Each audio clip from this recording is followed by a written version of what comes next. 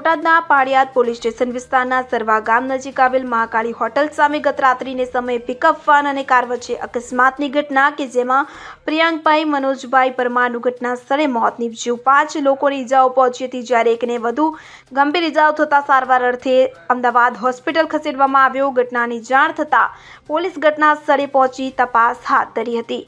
સરવા ગામ નજીક આવેલા મહાકાળી હોટલ પાસે ગત મોડી રાત્રિના સમયે પિકઅપ વાન અને કાર વચ્ચે અકસ્માતની ઘટના સર્જાઈ હતી। અકસ્માતમાં પ્રિયાંકભાઈ મનોજભાઈ પરમારનું ઘટના સ્થળે કમકમાટીભર્યું મોત નીપજ્યું હતું, જ્યારે કાર અને પિકવાનમાં સવાર 5 જેટલા લોકોને ઈજાઓ પહોંચી હતી। એકને વધુ ગંભીર ઈજાઓ થતાં તેઓને તાત્કાલિક સારવાર અર્થે અમદાવાદ હોસ્પિટલ ખસેડવામાં આવ્યા હતા। ઘટનાની જાણ થતાં પાળિયાદ પોલીસે તાત્કાલિક ઘટના સ્થળે પહોંચી વધુ તપાસ હાથ ધરી છે।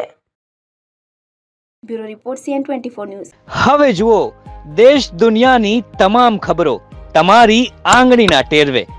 ઉઠાવો મોબાઈલ અને Google Play Store પરથી ડાઉનલોડ કરો અમારી CN24 ન્યૂઝ મોબાઈલ એપ।